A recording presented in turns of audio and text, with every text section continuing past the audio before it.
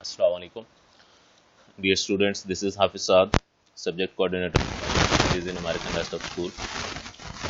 Today we are going to discuss our next topic of grade 9, and that is Indo-Pak War 1965.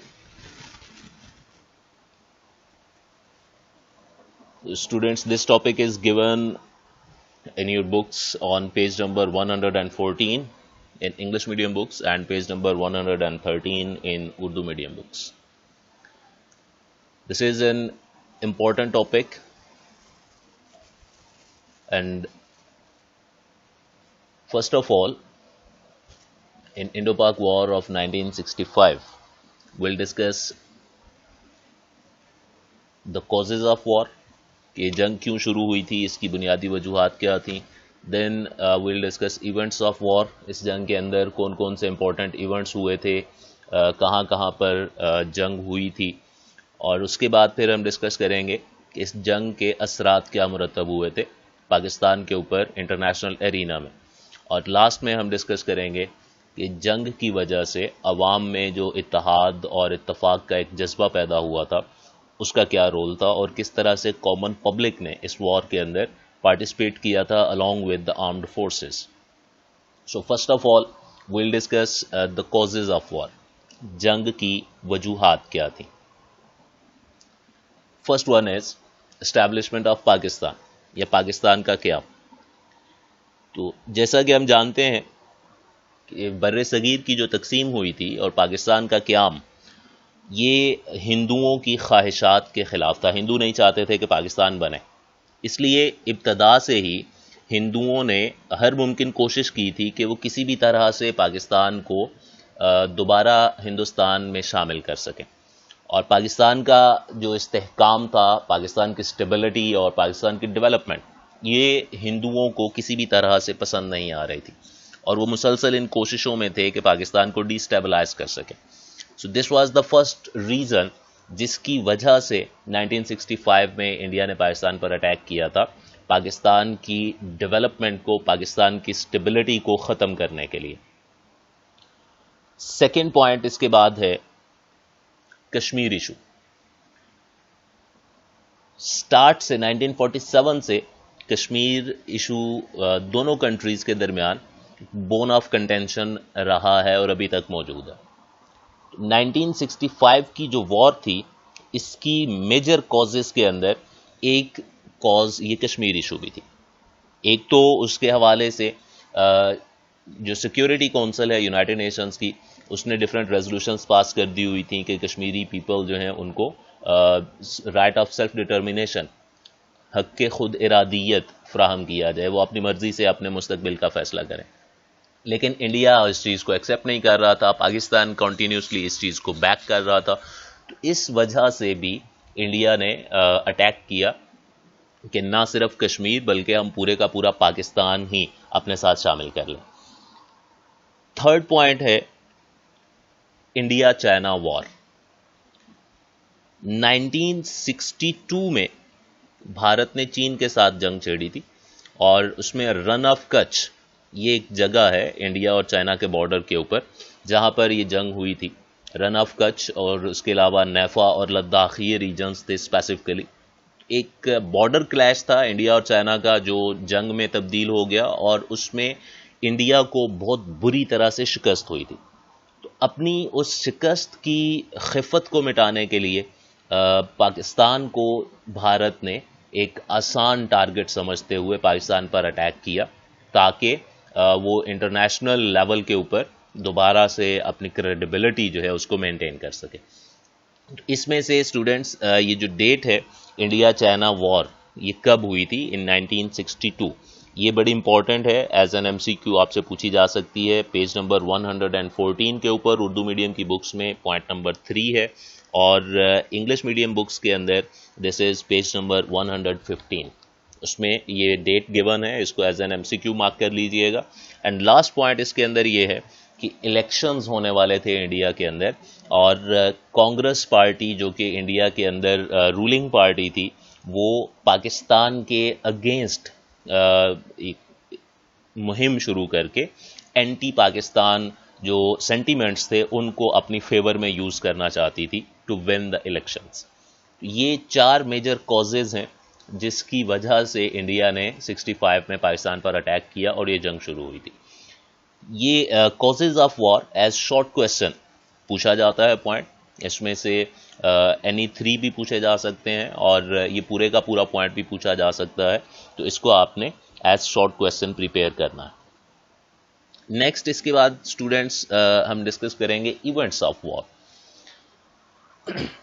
6 September 1965 کو India نے پاکستان کے اوپر attack کیا, اور attack کے فوراً بعد پاکستان میں ایوب خان پریزیڈنٹ تھے آن دیٹ ٹائم, انہوں نے ایمرجنسی سچویشنز ڈکلیئر کی اور ریڈیو کے اوپر تقریر کی, کیونکہ اس زمانے میں ٹی وی وغیرہ اتنا کامن نہیں ہوتا تھا, تو ریڈیو کے اوپر ایک سپیچ تھی, اور ایوب خان کی بینگ پریزیڈنٹ اس سپیچ کا ایک پارٹ کوٹیشنل فارم میں آپ کی بکس کے اندر بھی گیون ہے, پیج نمبر 115 بالکل سٹارٹ میں اردو میڈیم کی بکس میں, اور اسی طرح سے انگلش میڈیم کی بکس میں بھی پیج نمبر 115 کے اوپر لاسٹ پیراگراف ہے جس میں پریزیڈنٹ کی سپیچ کا ایک پارٹ ایز کوٹیشن مینشن کیا ہوا. This speech was basically a morale booster, عوام کا جذبہ بڑھانے کے لیے یہ تقریر اس وقت کی گئی تھی, جس میں commonly president said that Pakistani people, یعنی پاکستان کی جو عوام ہے, shall not feel comfortable until the mouths of the Indians cannons are made quiet permanently. کہ پاکستان کی عوام اس وقت تک چین سے نہیں بیٹھیں گے, آرام سے نہیں بیٹھیں گے جب تک انڈیا کی توپوں کے منہ یا انڈیا کی توپوں کے دھانے مکمل طور پر خاموش نہیں ہو جاتے. تو اس طرح کے مورال بوسٹنگ ورڈز اور سینٹینسز تھے جو پریزیڈنٹ نے اپنی سپیچ کے اندر یوز کیے, اور اس کی وجہ سے اوور آل پورے کنٹری کے اندر ایک زیل اینڈ زیسٹ, جوش اور جذبہ کریٹ ہوا. اب اس کے بعد پھر اس جنگ کے اندر ہوا کیا کیا تھا.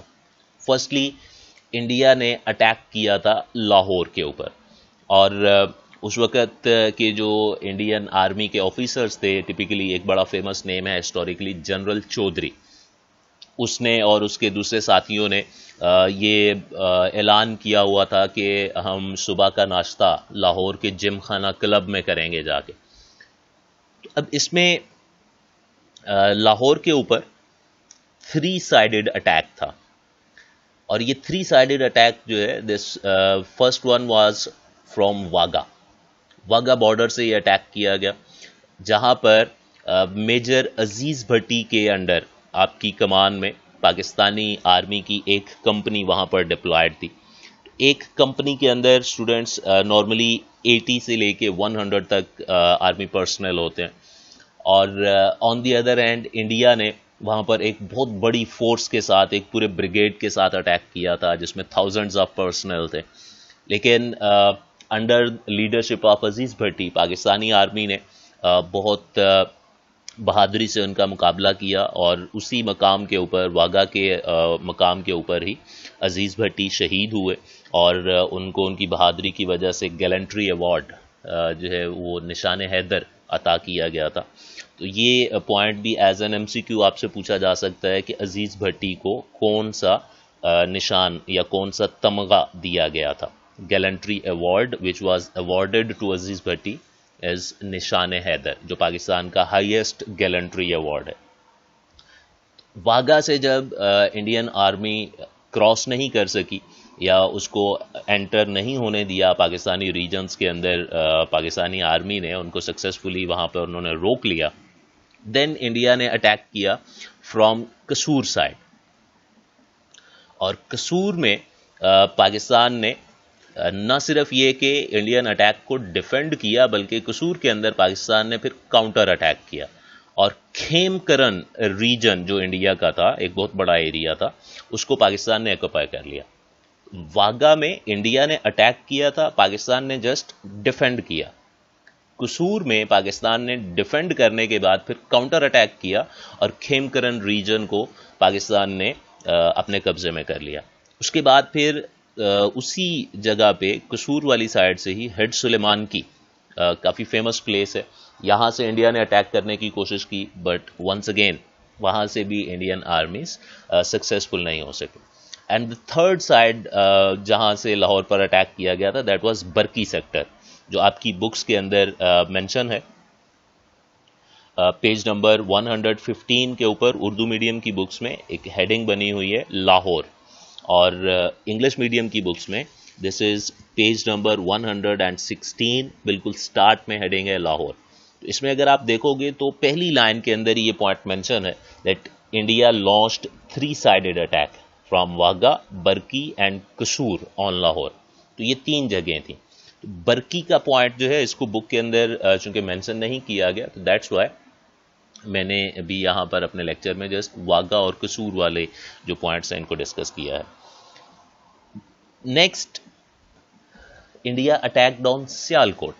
جب لاہور سے اکوپائی نہیں کیا جا سکا تو پھر انہوں نے سیالکوٹ کے سائڈ سے اٹیک کیا, اور یہاں سے انڈیا کا پوائنٹ آف ویو یہ تھا آن دیٹ ٹائم, کیونکہ اس زمانے میں لاہور اور سیالکوٹ جسٹ جو ہے وہ جی ٹی روڈ کے تھرو کنیکٹ ہوتے تھے, جو راستہ تھا.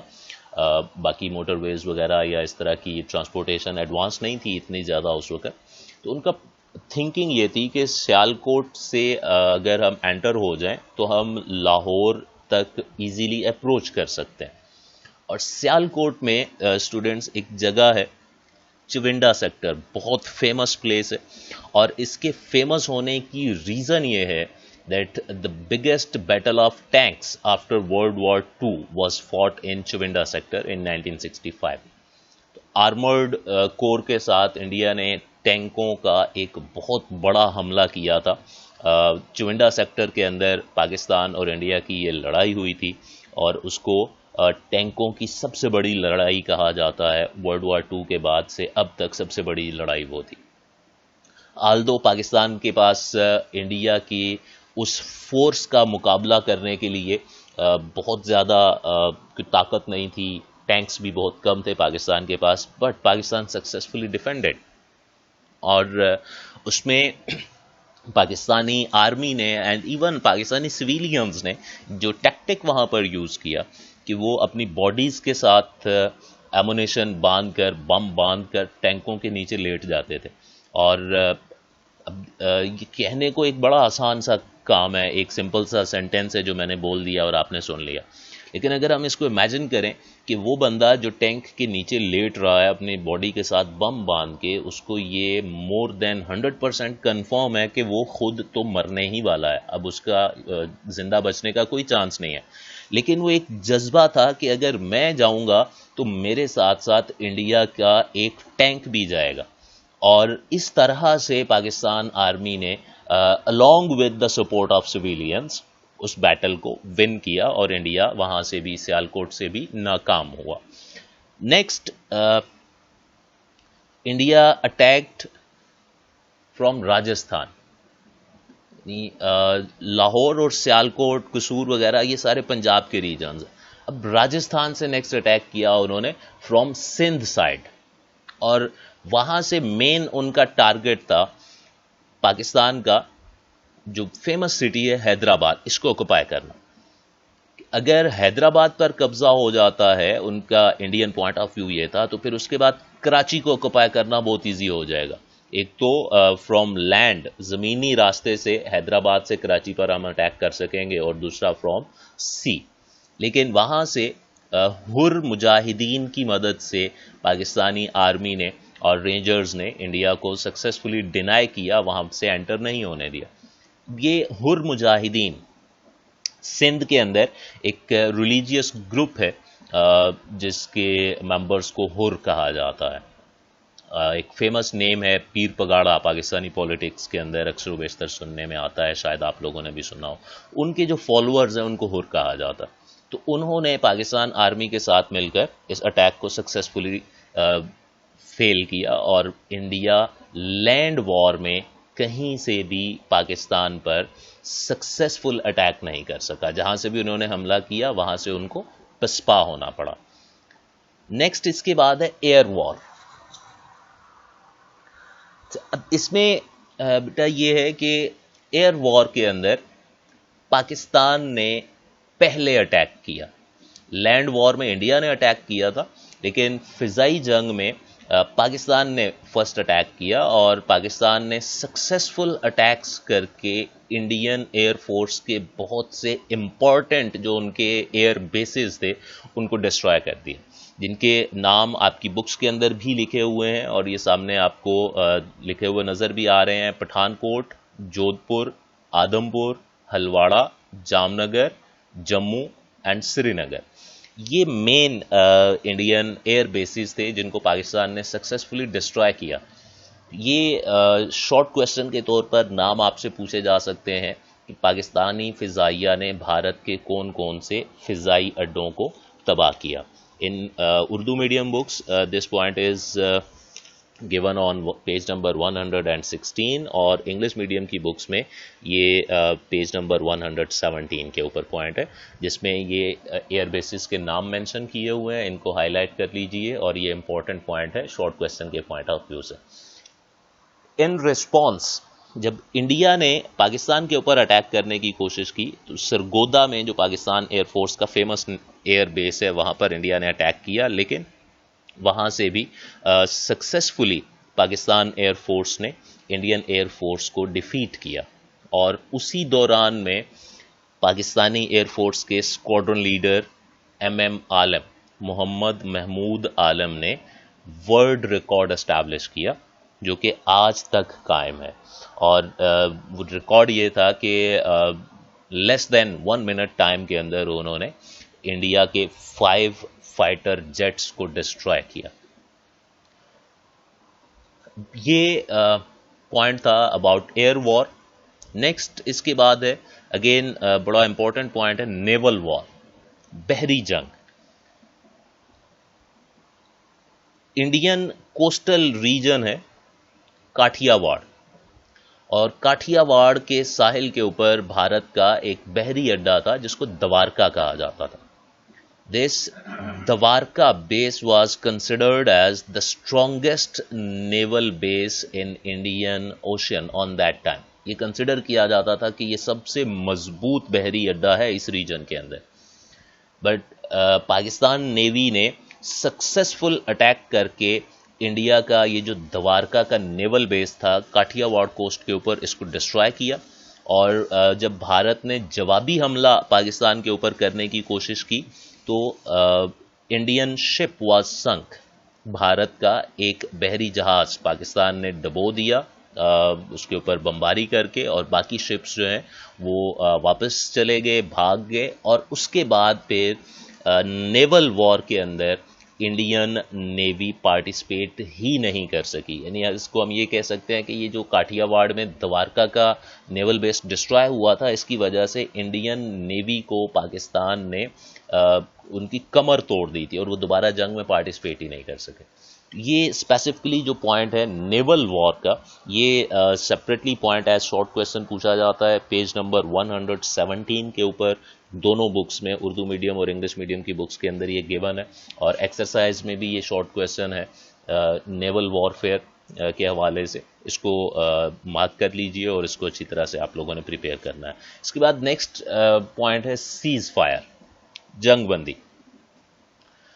یونائٹڈ نیشنز آرگنائزیشن، جس کو ہم اردو میں اقوام متحدہ کہتے ہیں، اس نے انٹرفیئر کیا، اور 23 سپٹمبر 1965، یہ ڈیٹ سامنے لکھی ہوئی نظر آ رہی ہے، 23 سپٹمبر 1965 کو سیز فائر اناؤنس کیا گیا، جنگ بندی کا اعلان ہوا، اور اس طرح سے یہ جنگ ختم ہوئی which was started on 6 September 1965 کو سٹارٹ ہوئی تھی، 23 سپٹمبر 65 کو اینڈ ہوئی۔ دس واز 17 days وار۔ یہ امپورٹنٹ پوائنٹ ہے، نوٹ ڈاؤن کر لیجئے کہ یہ 17 دن تک جنگ جاری رہی تھی، اور سیز فائر کی ڈیٹ یہ بھی آپ لوگوں کی بکس میں پیج نمبر 117 کے اوپر یہ ہیڈنگ ہے پراپر، سیز فائر اور اردو میں جنگ بندی، اس میں یہ ڈیٹ مینشن ہے۔ ڈیٹ ایز این MCQ پوچھی جاتی ہے کہ 1965 کی جنگ کب ختم ہوئی تھی، اور اس میں آپ سے یہ پوائنٹ بھی پوچھا جا سکتا ہے کہ 1965 کی جنگ کتنے دن تک جاری رہی تھی۔ ایونٹس آف وار یہاں پر ختم ہوتے ہیں۔ Next is effects of war. اس جنگ کے پاکستان کے اوپر کیا ایفیکٹس آئے تھے؟ انٹرنیشنل کمیونٹی میں پاکستان کا اس جنگ کے بعد کیا کردار تھا؟ First of all, Pakistan got international fame. عالمی شہرت پاکستان کو حاصل ہوئی، اور وہ فیم اس وجہ سے تھا کہ پاکستان نے سکسیسفلی اپنے سے کئی گنا بڑے دشمن کے حملے کو سکسیسفلی پاکستان نے ڈیفینڈ کیا ہے، اور پاکستان ایک مضبوط ملک ہے. اس وجہ سے ایک انٹرنیشنل فیم پاکستان کو ملی. Kashmir issue once again was highlighted. جیسے ہم نے سٹارٹ میں پڑھا کہ 65 کی وار کی میجر کازز میں سے کشمیر ایشو ایک مین کاز ہے. تو اس جنگ کی وجہ سے ونس اگین یہ ایشو ہائی لائٹ ہوا، انٹرنیشنل کمیونٹی کا فوکس اس کی طرف ہوا کہ اس ایشو کو کسی طرح سے ریزالو کیا جائے، اور اس کے لیے کچھ سٹیپس بھی لیے گئے. دین پاکستان کو مغربی قوموں کے دوغلے پن سے آگاہی ہوئی. اب دوغلا پن مطلب جس کو ہم کہہ سکتے ہیں دوہرا معیار یا سمپلی منافقت، کہ ویسے جنرلی ویسٹرن کنٹریز کے ساتھ پاکستان کے بہت سے ڈیفنس ایگریمنٹس تھے، امریکہ کے ساتھ، انگلینڈ کے ساتھ، فرانس، جرمنی وغیرہ کے ساتھ، لیکن اس جنگ کے دوران ان کنٹریز نے پاکستان کو کسی قسم کی سپورٹ پرووائڈ نہیں کی. تو اس وجہ سے اس پوائنٹ کی جو ہے وہ بیس کے اوپر ہم یہ کہتے ہیں کہ پاکستان کو ویسٹرن نیشنز کا جو ٹو فیس کریکٹر تھا، جو دوغلا پن تھا، اس سے آگاہی ہوئی، اور پاکستان نے بہت زیادہ ویسٹرن کنٹریز کے اوپر ڈیفنس کے حوالے سے ڈیپینڈ کرنے سے پاکستان کو جو ہے وہ بچنے کا ایک موقع مل گیا. نیکسٹ یہ ہے کہ ڈیورنگ وار چائنا نے جس طرح سے پاکستان کو سپورٹ کی، دیٹ شوڈ کہ China is a true friend of Pakistan. During high waters کسی بھی قسم کی مشکلات کے اندر چائنا پاکستان کو کبھی بھی تنہا نہیں چھوڑے گا. اور not only China but whole of the Islamic countries as well, Islamic world نے بھی پاکستان کو مکمل تعاون کیا، بھرپور طریقے سے پاکستان کو سپورٹ کیا. تو یہ مین ایفیکٹس تھے جو پاکستان کے اوپر آئے آن دیٹ ٹائم. اور یہ effects of the war of 1965 5 points ہیں جو آپ کی بکس میں پیج نمبر 117 کے اوپر اگین یہ بھی گیون ہے. یہ بھی ایز شارٹ کویسچن آپ سے پوچھے جا سکتے ہیں کہ 1965 کی جنگ کے پاکستان پر کیا اثرات مرتب ہوئے. نیکسٹ لاسٹ پوائنٹ ہے اس کے بعد ہمارا unity and solidarity among Pakistanis. پاکستانی عوام میں اتحاد اور یکجہتی. سب سے پہلے یونٹی آف پولیٹیشینز. نہیں، ہم پچھلے ٹاپکس میں یہ پڑھ چکے ہوئے ہیں کہ ایوب خان چونکہ ایک مارشل لا ایڈمنسٹریٹر تھا، جنرل جو پولیٹیشینز تھے، سیاستدان جو تھے، ان کے آپس میں ڈفرینٹ کلیشز تھے، کافی زیادہ پولیٹیکل انسٹیبلٹیز بھی تھیں. لیکن جیسے ہی جنگ شروع ہوئی، سارے کے سارے سیاستدانوں نے آپس کے جو اختلافات تھے ان کو ختم کر کے گورنمنٹ کو سپورٹ کرنے کا اعلان کر دیا. اور اس یونٹی کی وجہ سے ایک بڑا پازیٹیو جیسچر جو ہے وہ انٹرنیشنل لیول کے اوپر بھی گیا اور انٹرنلی کامن پبلک کے اوپر بھی پڑا. اور اسی وجہ سے کامن پبلک نے بھی، جتنے بھی گورنمنٹل انسٹیٹیوٹس تھے، بیوروکریٹس تھے، آفیسرز تھے، عام عوام تھے، ان سب نے جو اپنے انٹرنل ڈفرینسز تھے، داخلی اختلافات جو تھے، ان کو نظر انداز کر کے بھارت کے مقابلے میں اتحاد اور یکجہتی کا مظاہرہ کرنا شروع کر دیا. کامن پبلک نے گورنمنٹ کے ساتھ اوپنلی کوآپریٹ کیا. جو ایک ڈیفنس فنڈ کریٹ کیا گیا تھا، دفاعی فنڈ، اس میں عوام نے بڑھ چڑھ کر حصہ لیا. بہت ساری ڈونیشنز اس کے اندر دی گئیں. سملرلی ہاسپٹلس کے اندر بلڈ ڈونیشنز جو ہیں وہ جتنی ریکوائرمنٹ تھی اس سے بھی کہیں زیادہ دیے گئے. اور ناٹ اونلی کامن پبلک بلکہ اس کے ساتھ ساتھ جو پاکستانی آرٹسٹس تھے، فنکار، ان کا کردار بھی بڑا امپورٹنٹ ہے. مختلف ملی نغمے تیار کیے گئے، اور ہر طرح سے ہر سیکٹر نے اس وقت اپنا رول پلے کرنے کی کوشش کی اور کیا. And that's how Pakistan army successfully defended with the support of common public. یہ ایک بڑا امپورٹنٹ پوائنٹ ہے کہ کامن پبلک کی سپورٹ جو ہے وہ آرمی کے لیے ایک مورال بوسٹر تھا، اور پاکستان نے سکسیسفلی اس وار کو ون اپ کیا. These were the main points of this topic. I hope you people have understood it and جتنے امپورٹنٹ پوائنٹس تھے، جو شارٹ کویشچنز اور ایم سی کیوز تھے، وہ آپ لوگوں نے ساتھ ساتھ مارک کیے ہوں گے. اس کو اپنے آبجیکٹو کے پوائنٹ آف ویو سے بھی پریپیئر کرنا ہے، ایز اے لانگ کویشچن بھی آپ نے پریپیئر کرنا ہے. لانگ کویشچن کے طور پر یہ ٹاپک بورڈ میں پوچھا جا چکا ہوا ہے. Kindly like the video and at the end I would like to say stay home, stay safe in this pandemic situation. Thank you very much.